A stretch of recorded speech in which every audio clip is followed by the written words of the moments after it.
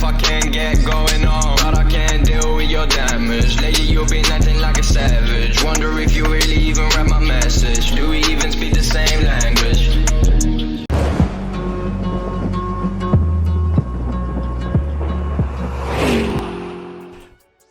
Hello, welcome back to the Faded Podcast, the most active podcast on the planet, the most productive.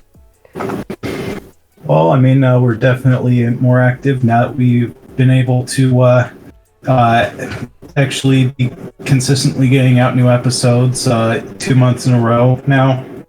Yeah, it's a shock for once. Thank you, Invincible, for making new episodes for us to talk about.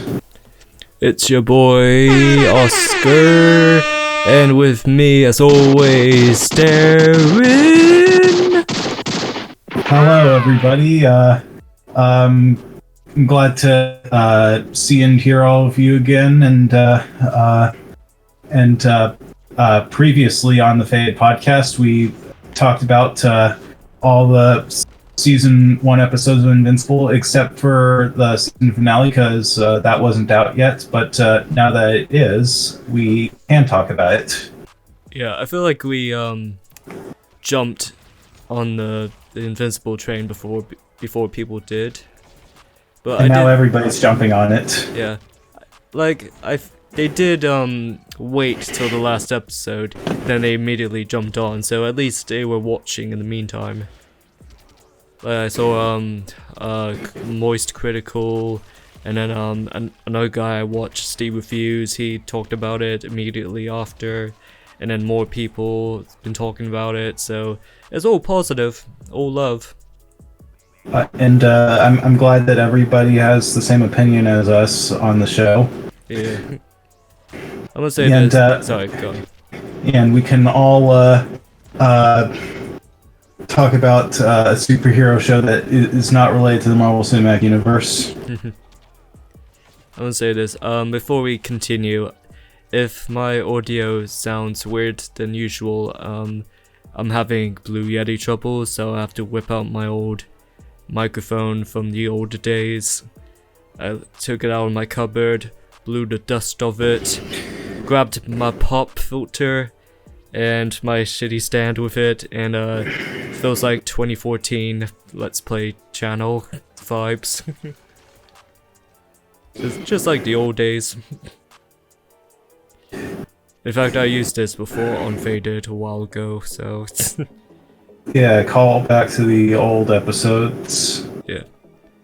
Not the first one where I'm like, how's it going, ladies and gentlemen? But that was just slightly disconnected, but anyways, I'll get better quality in the future. We never had a perfect episode anyways.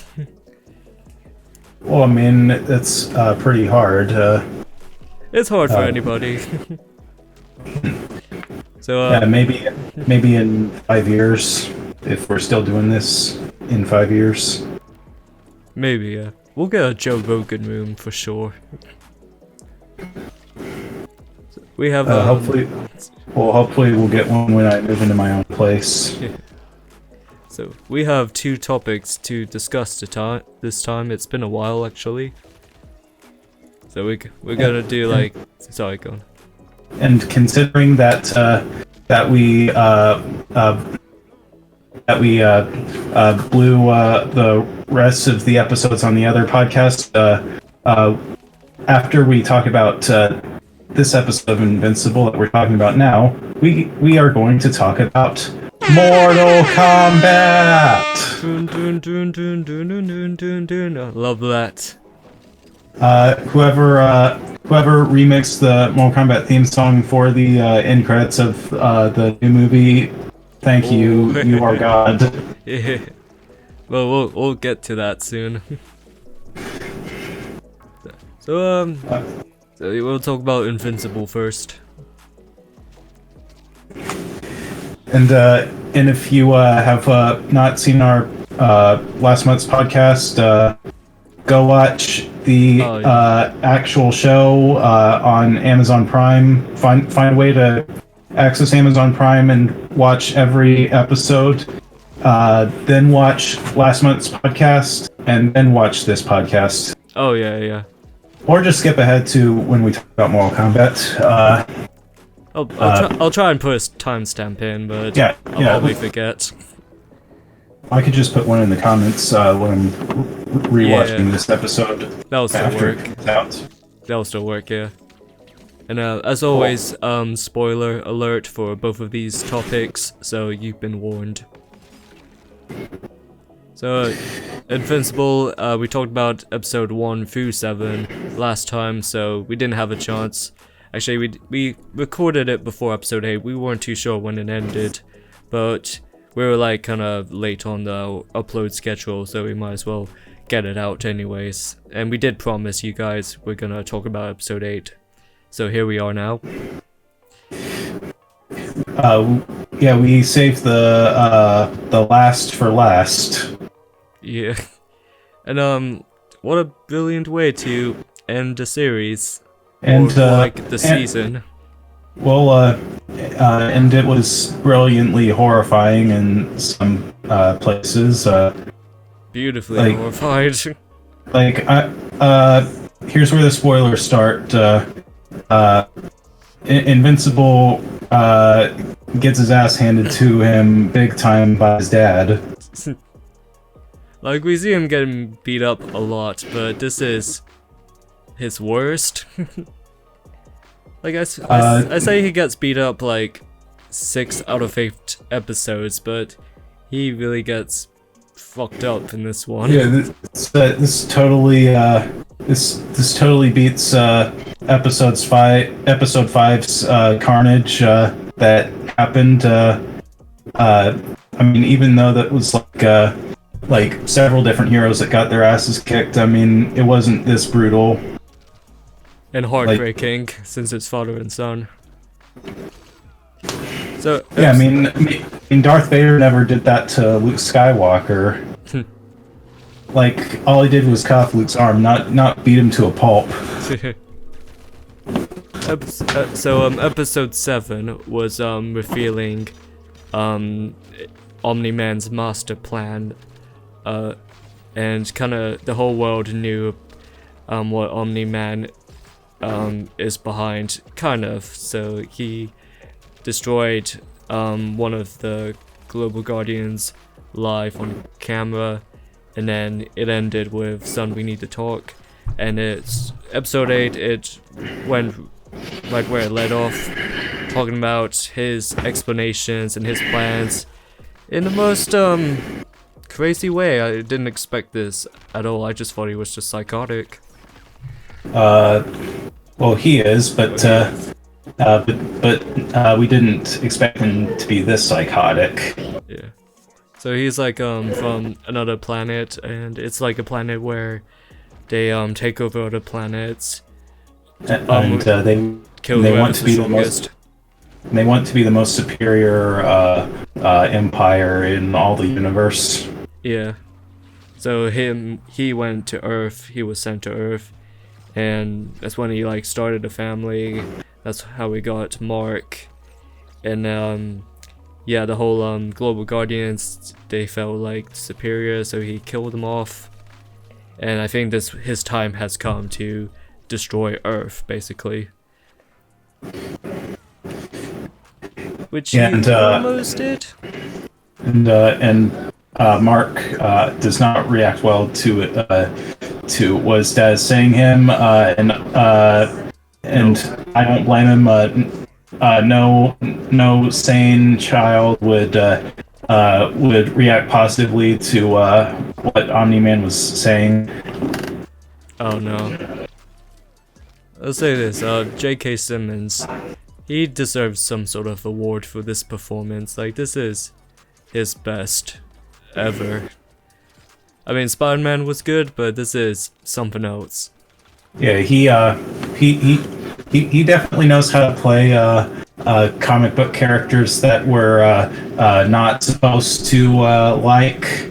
Except this is except it's different here because he's playing an outright surprise villain. Yeah. it's like perfect, and then like his reasoning, like we're not supposed to support him, and you can't sympathize with him at all. No matter how many times you like come up with an idea, like, oh, he's doing this, like he's heartless to everybody like he interacts with, and his son and his wife. He's just like a completely different person. Yeah, he thinks that he didn't care about anyone or anything on Earth in the end because he lives longer. That's a pretty jerk thing to say. I mean, if I live longer than some people, then I would at least enjoy the time I had with them. I mean, it's what Omni-Man's wife was like trying to tell him in the flashback we saw at with young Mark at the ball game. That was a beautiful flashback. Like that was almost got me emotional there. Yeah, giving us a bit of a breather after seeing Mark get his ass handed to him. Yeah, like the flashback. We already know Omni-Man doesn't care about his wife. From what he said she feels like a pet to me, and that's she heard it. That's some cold shit right there. But he still can't kill Mark. Like from that baseball moment, they had some sort of memory and like feelings, so he can't really kill him, no matter how harsh and how many punches he gives to him. Like he can't finally kill him. And he said some terrible shit to Mark. He's like, I could start all over again, have a new family, have a son, wait till he's 17 to gain powers, to see if he wants to join me. If not, I'll do it again and again. And I mean, who knows if he's already done this before, no matter how many times has he done this?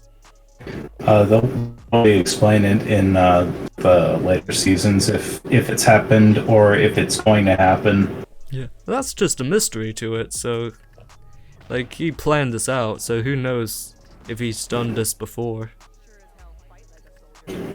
Or if it's like he or if he's had kids and killed them before. This is like, but why can't he kill Mark? Exactly. He's like, everyone you know and love will die, and you'll still live on. And who would you still have? And Mark was like, you, Dad. I'd still have you. And Dad just looks at his fist that's bloody, and he's just left. That's the last time they spoke. Well, for now. For now, yeah. And I was like, he can't kill Mark. But damn, this... Like, we talked about how bloody the other episodes are, but this is something else. No amount of therapy can help me recover seeing that subway scene. Fucking brilliant. The fact that it's still like the scene does show like what Mark is like. He's trying to save the citizens, and Omni-Man is like, fuck the citizens, what they do? They're nothing to me. And it's just that subway scene just represents both of them, how opposite they are. I didn't think there could be a subway scene that could top the one from Die Hard 3, but this one has. Because I mean, we did see some casualties. Yeah, like bodies in his face, is blowing up, the guts, Omni-Man kills them. Mark tries to save one from the building, but the arm gets ripped off, and that one was holding a kid, I think. And then he saves. He also saves someone from the plane that Omni-Man took down, but then Omni-Man killed the guy. Yeah. Just like crush his head by clapping his hands. Yeah, like Omni-Man doesn't care about these people. Yeah, I mean that's and we like had seen General Zod do attempt the same kind of thing in Man of Steel, but not to this level of violence. Yeah, like this.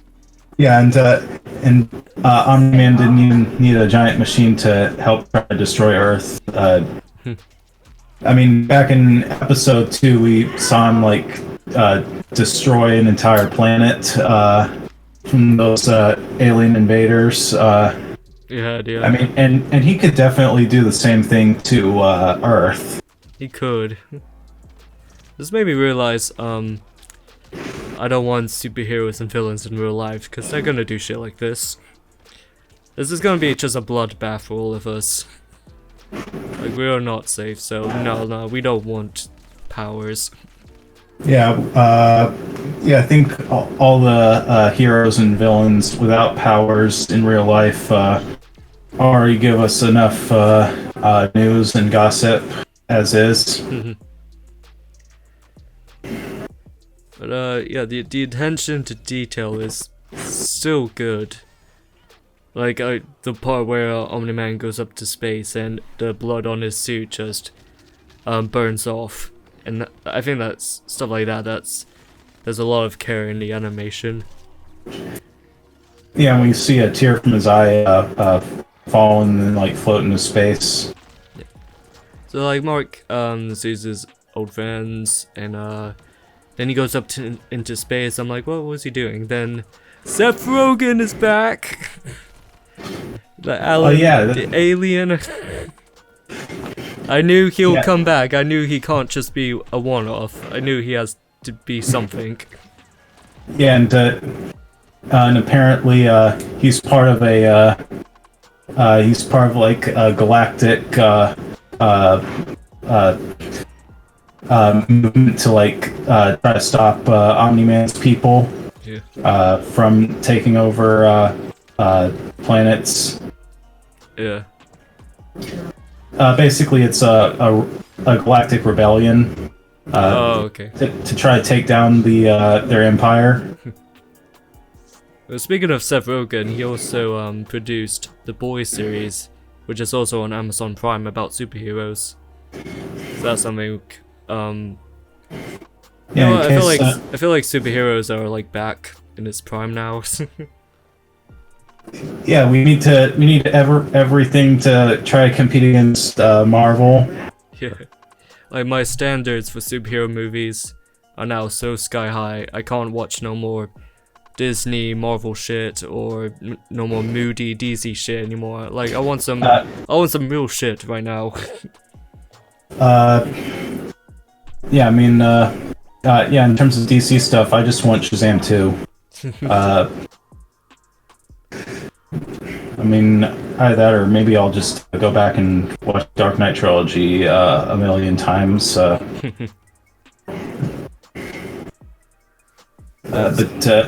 yeah, honestly, I think because of Marvel and DC setting high standards, we don't see too much.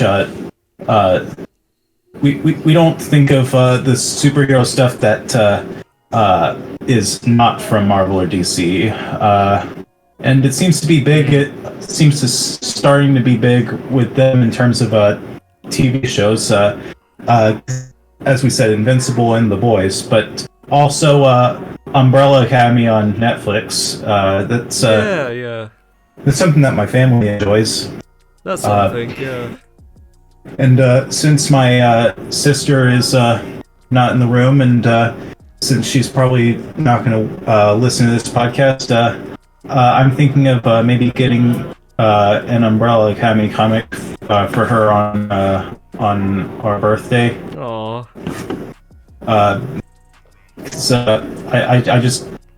don't know, she might be interested in the original story. I bet, yeah.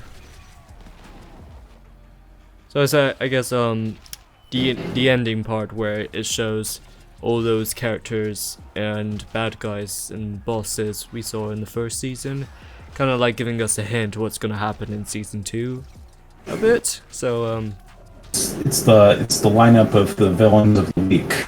Yeah. I mean, we saw a bit of the villain of the week stuff going on. Yeah. Especially with like those guys and that one race of aliens that rapidly age when they come to Earth. And all our friends. Oh, and what about those parasites from Mars? We did see one sneak back to Earth, so that'll probably escalate to something. I was gonna say, like, And by probably escalate to something, I mean definitely escalate to something. That is not going to be ignored.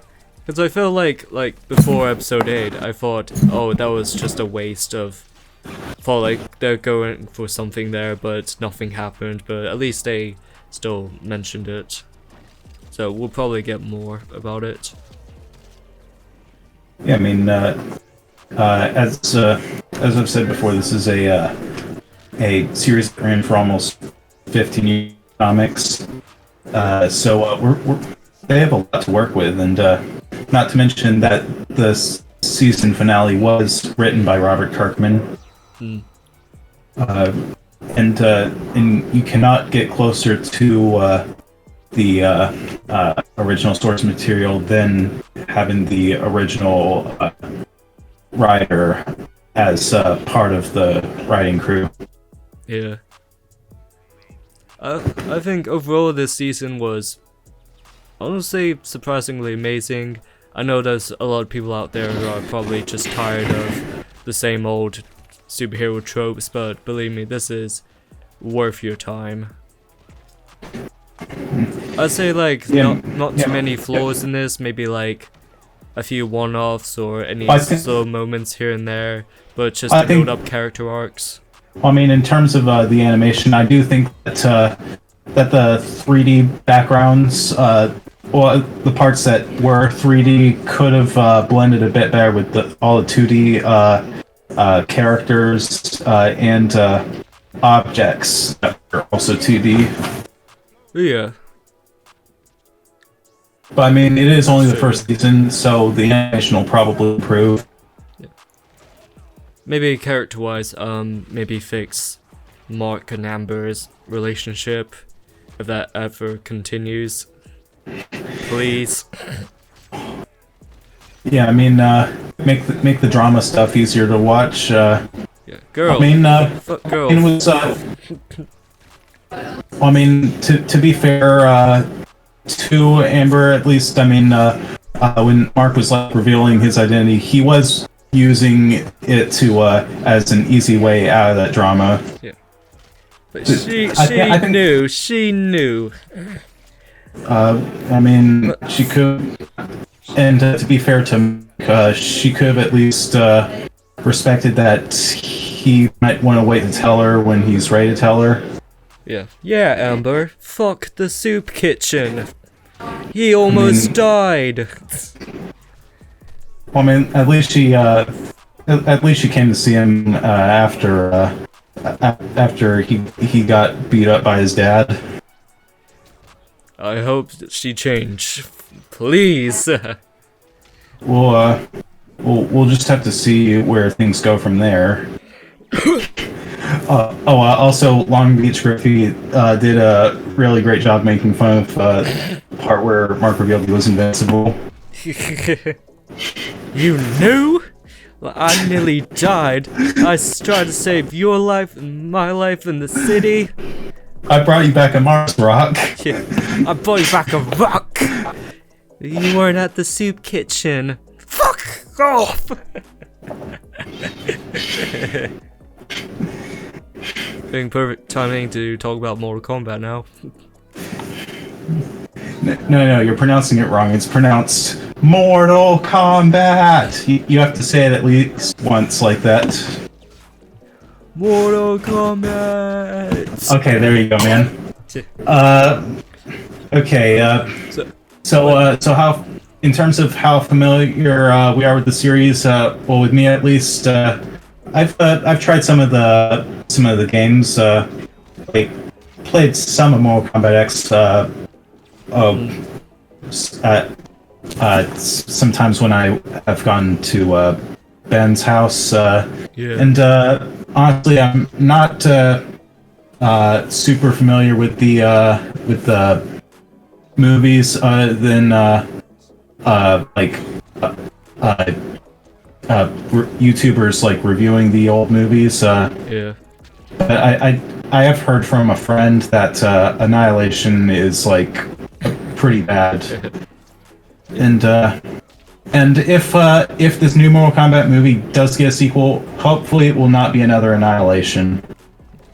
Yeah, I'm with you. I play the modern games, so I do like the lore and the story, and the characters are great. The fighting, I love it, and yeah, it is a popular gaming franchise. But I'm with you. They were definitely trying to squeeze in as much lore as they can for a movie. Yeah. I mean, it felt like they did have a lot to work with. I haven't. Yeah. all fighting games have a lot of lore. Yeah. I haven't seen the original 2 movies in the 90s, so you won't see me doing no comparisons like I used to with the other topics. So all I know is first one is classic, Annihilation is trash. That's all I know. I mean, from what I've heard, that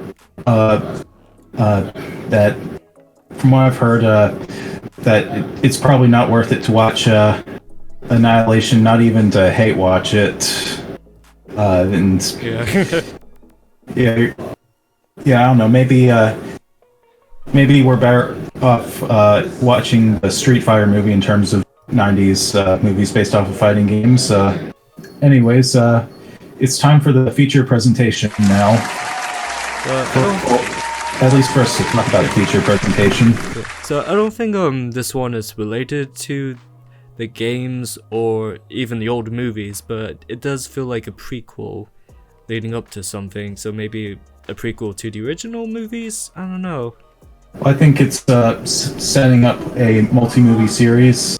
Yeah, I feel like it's creating its own cinematic universe.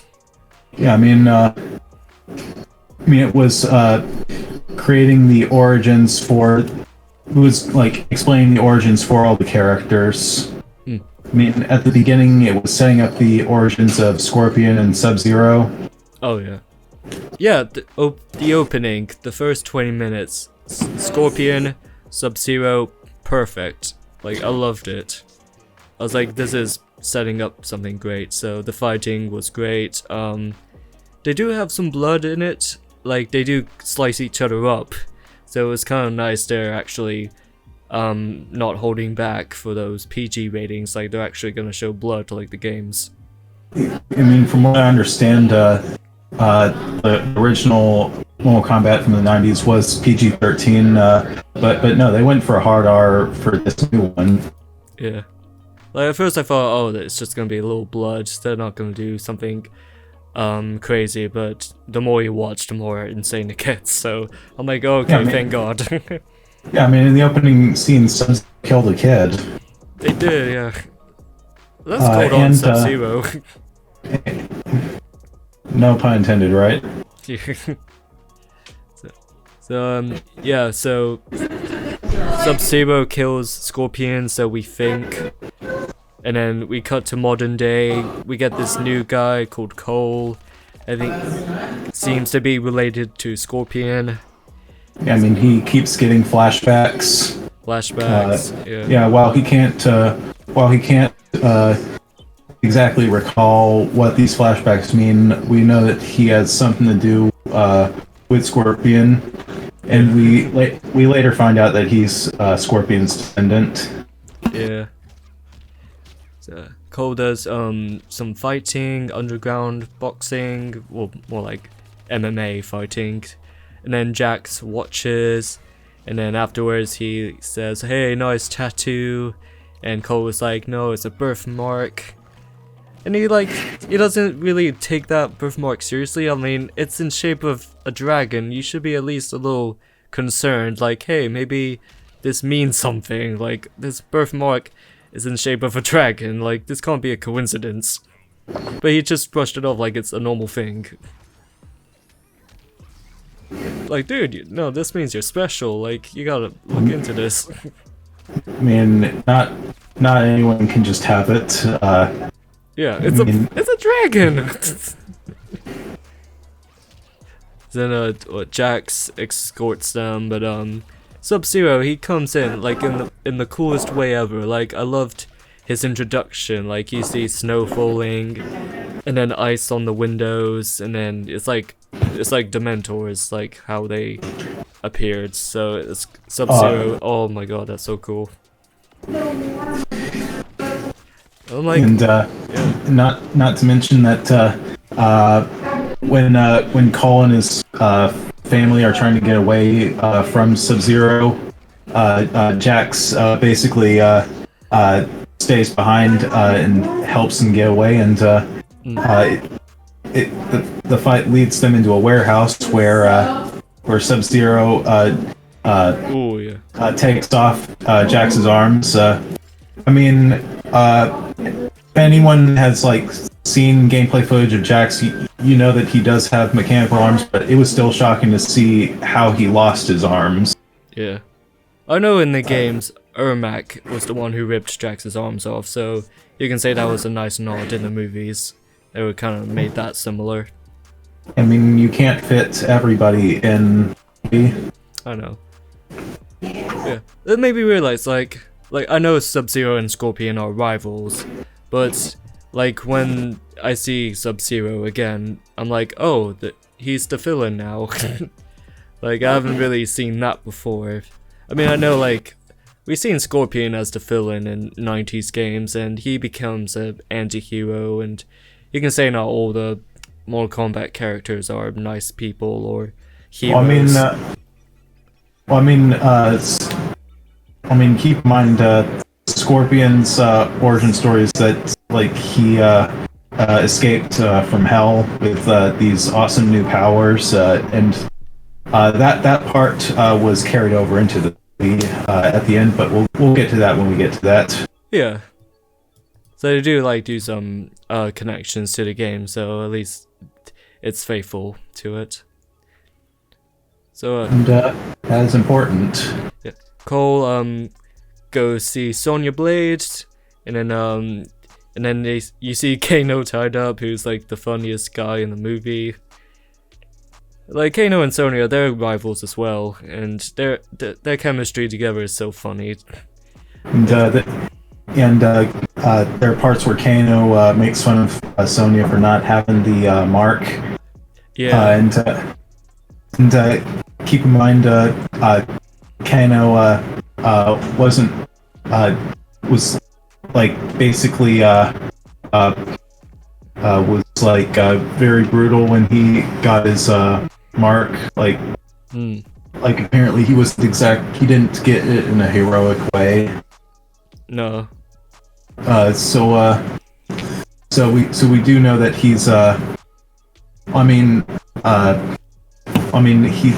he definitely isn't exactly a good person, yeah, we see that as the movie goes on. So, and just because he's the comic relief doesn't mean that he's a likable character. True, although he does have his funny moments. He is like the funniest starts one. up. He is the funniest one. He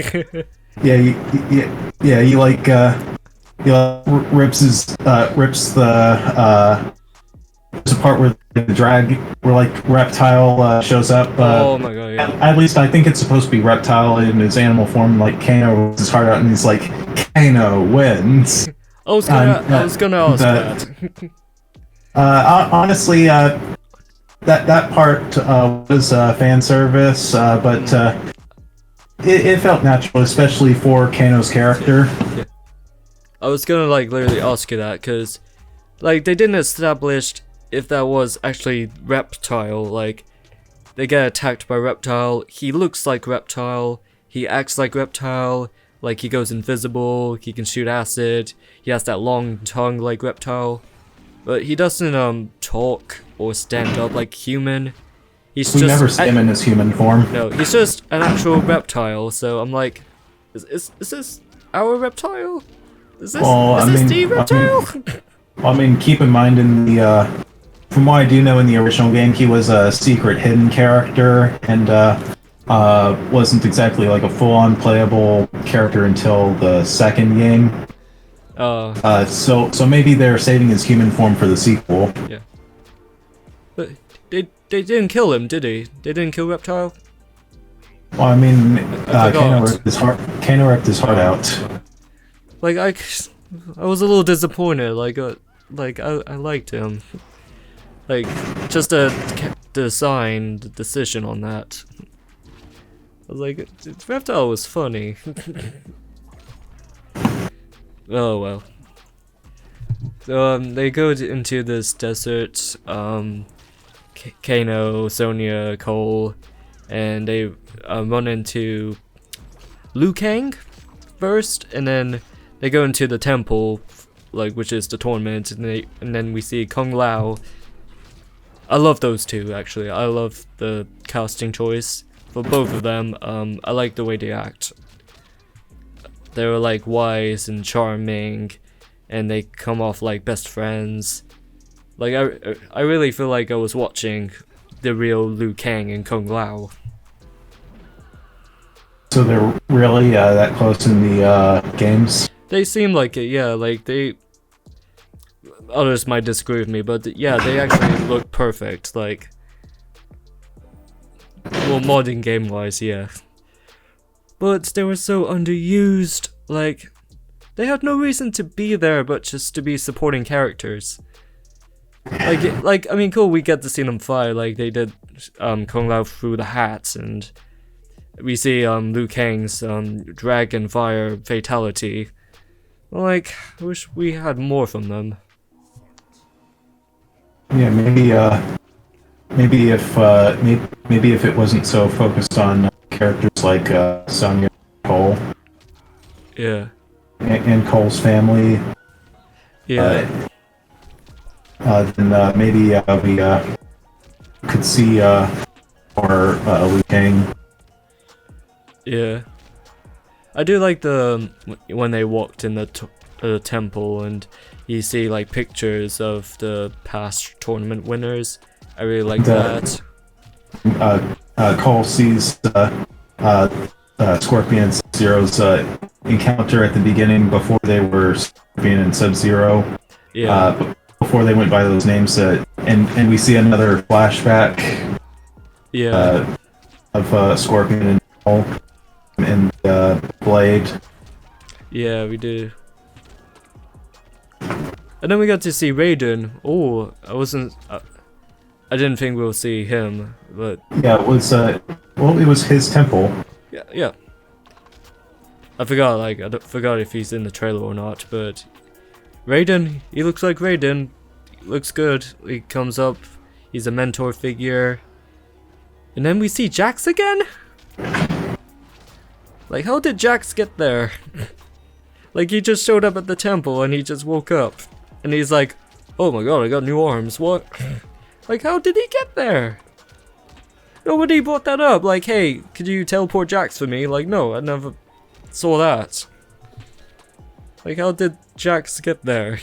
He's like, he was there like, oh, we've always been there. So yeah, he's like pretty sad that he doesn't have his real arms anymore. But you do see Sonya like try to give some motivational speeches to him, like how he used to give her some motivational speeches back when they were in the army. Yeah, it was nice. Nice moment. She was like, don't give up. Good moment. Nice people. Like, oh, yeah. I mean, it's good to see that while they were that they weren't just army buddies, they were friends. They were, yeah. And that she's not giving up on her friend just because he doesn't have his real arms anymore. That's true. Oh, can we talk about the main baddie? Shang Tsung? Like, just yeah, like... I mean, yeah, that's right. He's like one of the evil gods. Yeah, just like in the first movie, he was the villain. even in the first game, he was the main villain.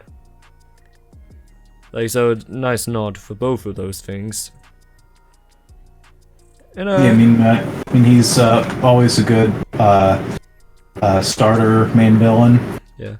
We could have picked someone better, but first movie, Shang Tsung, okay. Yeah, they could have picked Shao Kahn, but the rule for that is that you always have to save him for the second entry.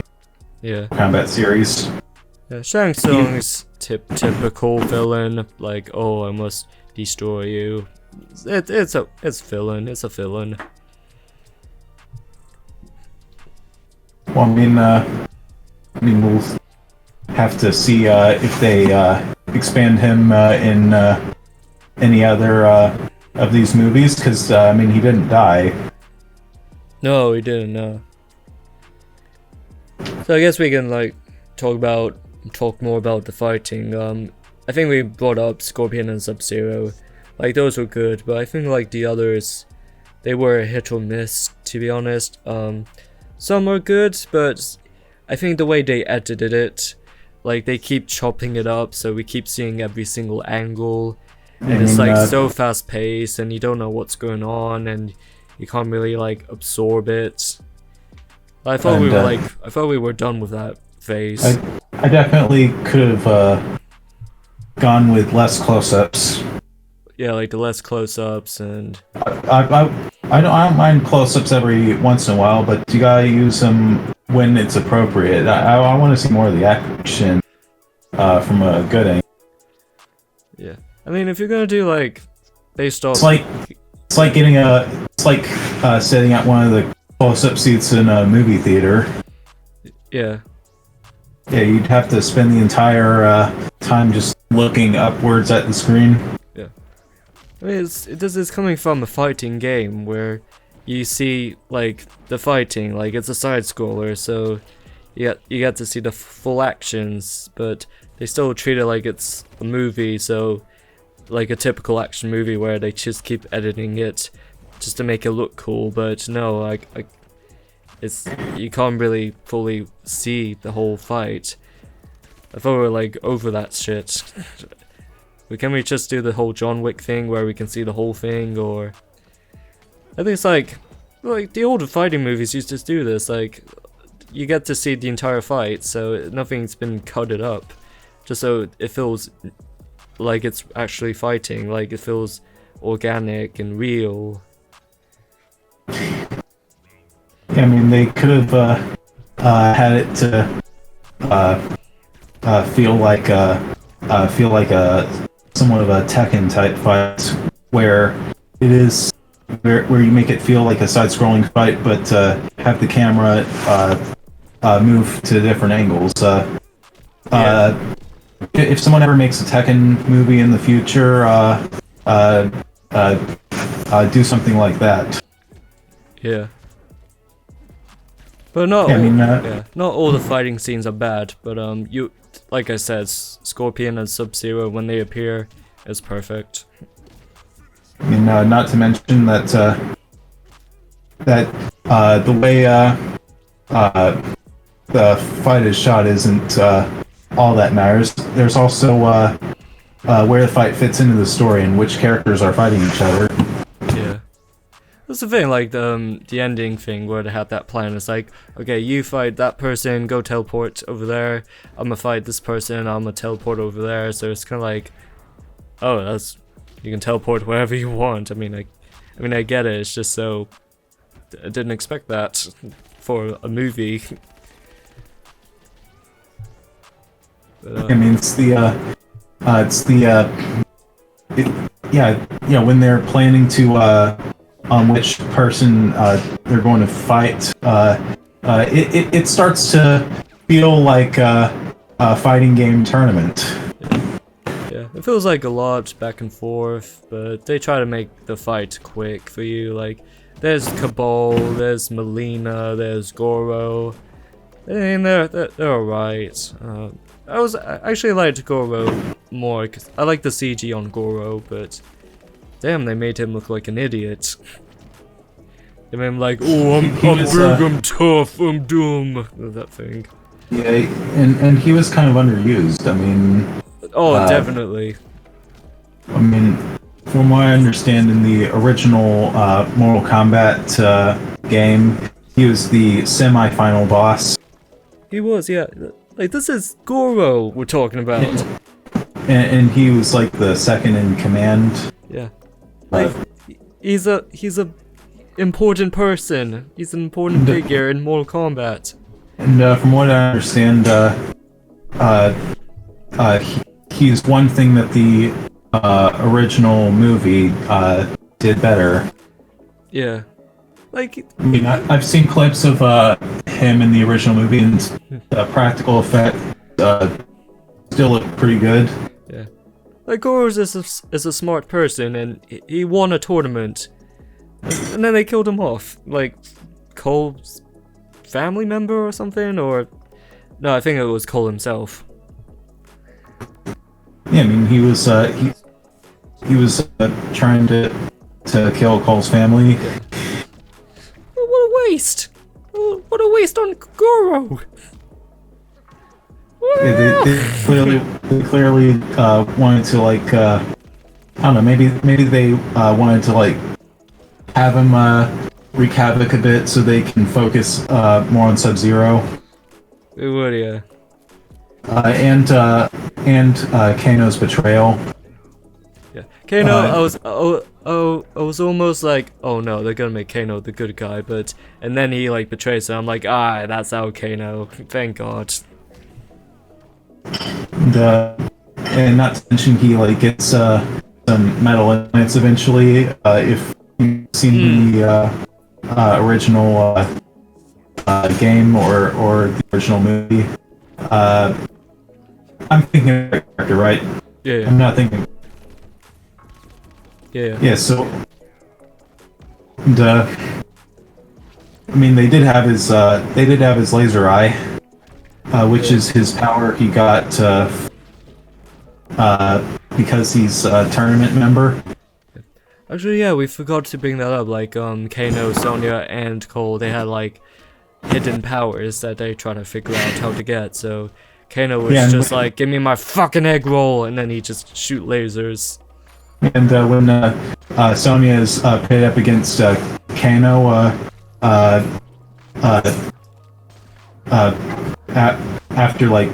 after his betrayal, and they're all doing the tournament thing. She like. It's those purple lasers. She defeats him without the powers, and after she like gets her cool purple lasers, she helps Cole defeat his opponent, and she's like, this was a parting gift from Kano. That was good there. So the final part.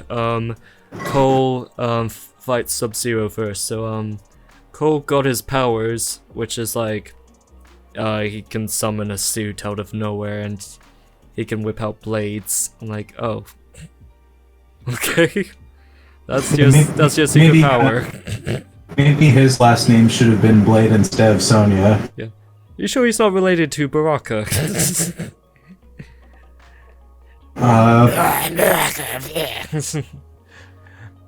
But, I don't know. Maybe Baraka is secretly has some Scorpion heritage. I mean, keep in mind that Cole is an orphan in this movie. Yeah. Like the original plan was for Cole and the rest of the good guys to all fight Sub-Zero together, but then it becomes personal for Cole after Sub-Zero kidnaps his Cole's family. Yeah.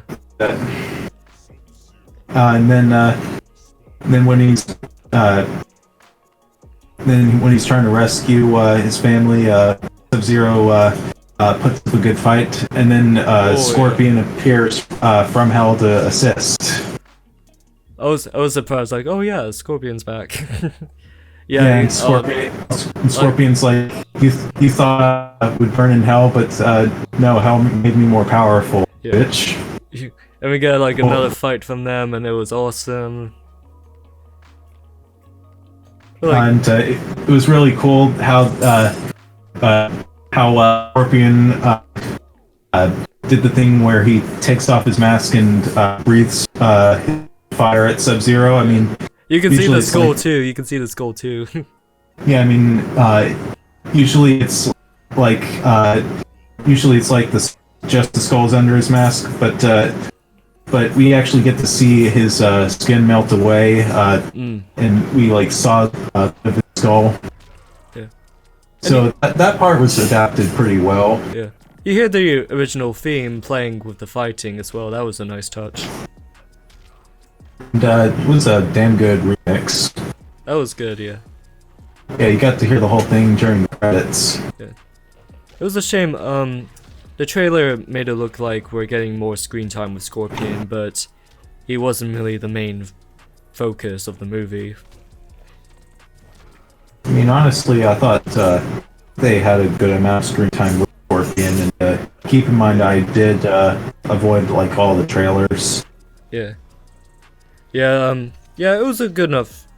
Like, if you think Sub and Scorpion are like the main characters, not really. They're just on the side, but they have a large amount of presence to it. I mean, they're like the most popular characters. Yeah, I feel like that's what everybody would go to because they're the most iconic characters. Movie ends with Cole. You see a poster saying Johnny Cage. In Hollywood, that's where Cole is going. And Well, it says in Cage. in Cage, yeah. Yeah, because Johnny Cage is a Hollywood actor.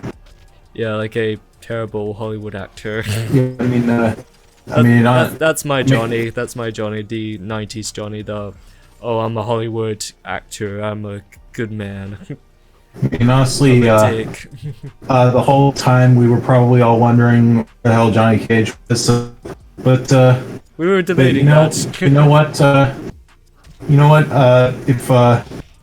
If they do a good job with him in Mortal Kombat 2, then hopefully it'll all be worth it. It's maybe when they do Mortal Kombat Goes Hollywood. You know, we're good with predictions, so I'm gonna say Chris Pratt's gonna be Johnny Cage in the sequel. He kinda might have that look. I can definitely see it. I mean, Chris Pratt is a little too Hollywood. Like, if Jennifer Lawrence has a penis, it's Chris Pratt. yeah, I mean, not to mention he's like star of Guardians of the Galaxy and Jurassic World. Yeah, so like he'll know how to fight, so it would be good. Yeah, I mean, like seriously, they definitely can give him give him a bit of a mix of Star-Lord and Owen from Jurassic World, and they can definitely have they definitely figure Johnny Cage out. Yeah. Yeah. But yeah, that's the movie, and yeah, oof. Is it the best video game movie ever? I don't know. I don't know. Well, it's well, if there's a top 10, then yeah, I'd put it up there somewhere. I'm still debating on whether this or Sonic is better, but I can definitely say this is the best movie based on a fighting game I've seen. Yeah. It's another good video game movie, definitely. Is it the best? I don't know. That's always going to be debatable, but we need more of this in terms of video game based movies. Yeah. If you like the Mortal Kombat games, yeah, I don't know what to say about this movie. Give it a try. Yeah. Give it a try if you like the Mortal Kombat games. when it comes to Mortal Kombat fans, they'll either like the lore first or the gore first. So they either like the story or they just like the fights. To me, I like the story first and then like the bloody shit. Because the story, it is pretty massive and the characters are unique. It's like mythology, to be honest, so... Honestly, I agree. Especially if it's a movie, then story is very important. And the gore is is something that complements the story and doesn't overshadow it and turn into a typical summer blockbuster. Yeah. I think there's a reason why this didn't come out during the summer and came out back in April. Yeah. I say, if you want to watch this for the fighting and the violence, yeah, you'll like it. You'll be satisfied. But you can probably find some of the fight scenes on YouTube. Yeah, but if you wanted like a full good story, I say it was a little basic and bland. It's more like a road trip thing. You have to get from point A to point B to get this thing, and it's a prophecy. Not the most original story ever, but it's fine. It's fine. It's okay. Although it's a good I do start. I admit that there could have been more, and they definitely want to do more. The casting was really good. Like, some really looked like the games, the characters. Some I'm like, but that's just preference. The rest was spot on. Costume designers knew what they were doing. Yeah. And were staying true to the games. Yeah. Cole as the main character, I'm just like, yeah, he's just a main guy who's like, oh, he's the chosen one. Yeah, he's like related to a popular character. Yeah, I also don't know much about Cole Young. Yeah. He's a new person, so we haven't seen him before. What was his first appearance in the games, or is this his first appearance ever? First ever. Like, this is a new character. Oh, so he's one of those characters in a video game-based movie. Yeah. Kind of like Alice from the Resident Evil movies. Yeah. Like, he's not terrible. He's just there. I think he's just there for to anyone who's not aware of Mortal Kombat. So he's just reacting to how people are reacting. I mean, I guess we're supposed to relate to him, and in some ways we are. Yeah. And I don't know. At the same time, he definitely fits in with the world, and I definitely would not blame the developers of Mortal Kombat 12 if they put him in that game. Yeah, it's just like a nice homage. And they could have just made him a Scorpion Jr. But they were definitely they were smarter to just make him his own thing, especially since they were putting Scorpion in the movie. Yeah, so at least they made him stand out a bit, just so he's not like a copy of Scorpion. But yeah, this movie is for me, it's just alright. I mean, I was kind of like praising it a little bit, but I think like now I'm just like, well, I mean, praise it for the things it did right. Yeah, it's not terrible, but I mean, it's a start. I know they're gonna make sequels, so maybe they're just preparing everything for the good shit. Well, as I said earlier, movie makers do not make another Mortal Kombat Annihilation,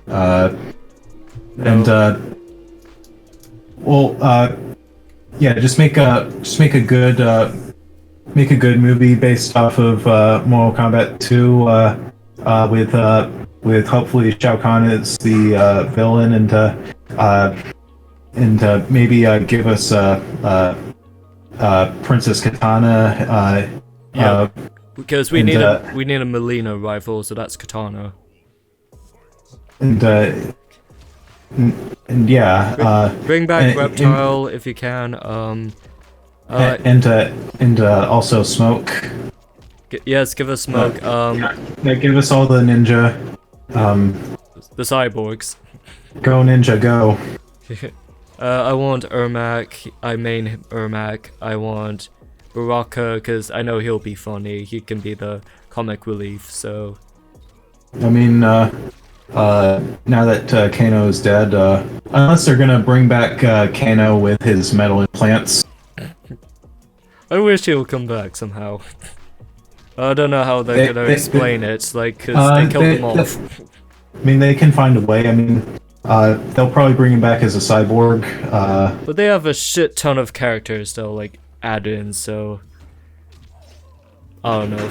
They don't have to bring them back if they don't want to. I mean, we'll see, but hopefully the second Mortal Kombat movie in this series will be so good that they'll also make a third one, and we will have a successful Mortal Kombat movie trilogy. So yeah, I think that's about it for this episode. Thanks everybody for watching us talk about more nerd stuff. Yep. Tune in next time where I have no idea what we're gonna talk about. And make sure to always wear a mask in the movie theaters unless you're enjoying your beverages, and maybe visit there at least once a month so that they can stay in business. Yeah, stay safe. I mean, I do love watching stuff on streaming services, but going to see Mortal Kombat in the theaters really sparked something in me I haven't felt since the Sonic movie. Yeah, it's nice to go out, so yeah, that's funny, like the last movie before COVID was Sonic, and now this is another video game movie. Well, I mean, it's definitely filling the void while I'm waiting for Sonic 2. Adult Swim had an announcement on Twitter, didn't they? Yeah, they're doing new movies for Aqua Teen Hunger Force, the Venture Bros, and Metalocalypse. I hope it'll be good, yeah. I hope it'll be like the 2D stuff. And we're definitely going to be talking about at least Aqua Teen Adventure Bros. Yeah. I don't think we talked much about the Aqua Teen movie when we did that episode, so we can do a comparison if we need to. Yeah, we'll definitely talk about Call Movie Film for theaters some. I mean, considering that that I don't think either of us have seen Metalocalypse. I heard good things about it, but yeah. Yeah, it was made by Brendan Small, who co-created Home Movies. Yeah, I mean, I may have like seen an episode or two on TV, but I have no idea what it was about, so I was just watching it blindly. Metalocalypse or Home Movies? Metalocalypse. Oh. I know Yeah, it's me like, too, what if the Beatles never existed, and it's this metal band that became the most popular band in the world, and the government was freaking out. That sounds cool. That's all I know, yeah. Bye-bye! Stay tuned.